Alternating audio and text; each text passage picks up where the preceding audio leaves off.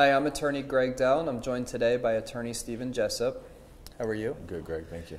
And in the next few minutes, we want to discuss with you the process of an individual disability claim denial and what your options are, and explain to you a little bit about what's involved in filing a lawsuit against any of these disability insurance companies. Now, I just want to make sure you understand that we're talking specifically about private, also called individual disability insurance policies. That means this is a policy that you bought on your own, either from an insurance agent or you got it through some sort of group organization like a medical organization or an accounting organization, something where you were not an employer, where you're not an employee of the organization, which means that your policy is not governed by ERISA. So you may have already heard that term ERISA, and if you have an individual policy, that means ERISA does not apply, which means that you are going to have your right to your day in court and you're going to have a jury trial. And the idea of having a jury trial is what makes these claims as individual disability denials so much more complicated and so much more work than an ERISA claim. So some general things about filing these types of lawsuits that you should know about our firm is that we've handled thousands of long-term disability denials, and we've filed these lawsuits against disability insurance companies all over the country. By having done that already, we've built the reputation with these companies that they know that we're going to take them the distance if we have to. They know that we've argued just about every single motion with them. They know that we've taken them to verdict on a certain number of cases, and that they don't have to make our law firm prove ourselves to them. And that's important when you're considering a law firm, because if you're working with another firm who doesn't do this type of work, the insurance company is going to try to walk all over them and start litigating over minute things and extracurricular factors that just don't mean anything, which could be a real problem and can delay your case. But Steve, I want you to just talk for a minute about maybe some of the things that someone who's filing a lawsuit should expect that they probably don't know because they've never been involved in litigation in their entire life. Well, first and foremost, litigation under these policies, it's always going to be intrusive in nature. The requests for information that the defense is allowed to ask, whether it be if you're a business owner, you own a medical practice, a legal practice, financial documentation, they'll look for information to back up what's in there. The sheer volume of information that they're going to be able to request and be allowed to receive, that usually comes as a shock to people. It does seem like it's an invasion of privacy to some sort, but unfortunately it's something that's allowed to be done under these policies, and during this discovery process is probably one of the lengthier times of the actual the lawsuit itself.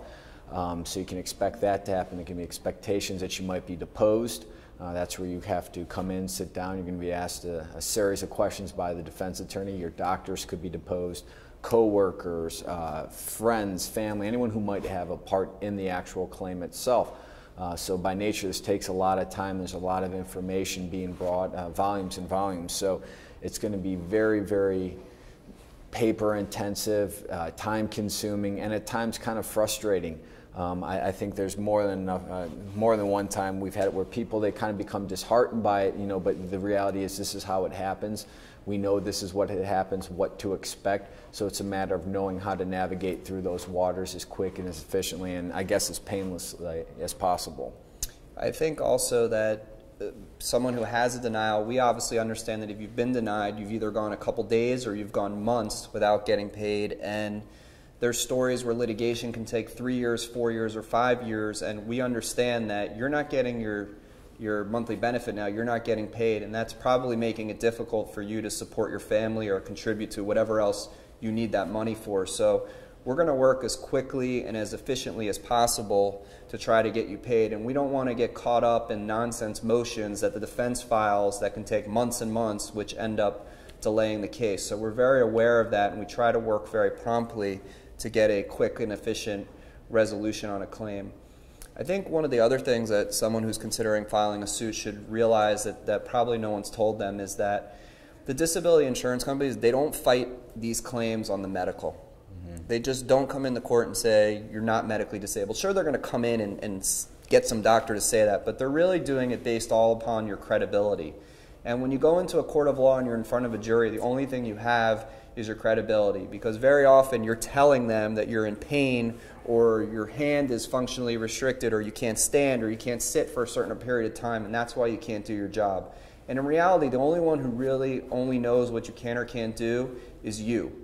It's you as the claimant who knows what you can and can't do. And because of that, the defense is going to try to build their case around trying to say that you are not credible. And they're not going to show a lack of credibility through your doctors. They're going to try to look to outside sources to show you're not credible.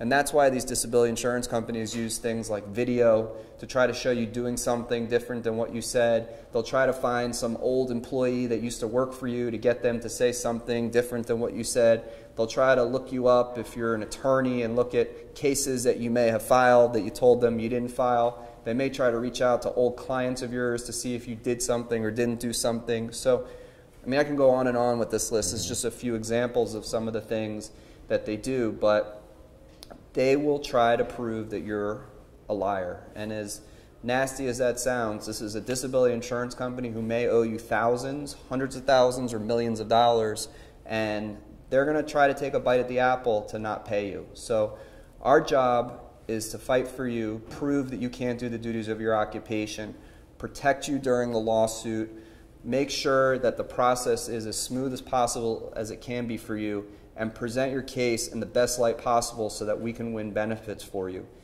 It's not a super easy road, but we try to make it as easy as a process as possible for you.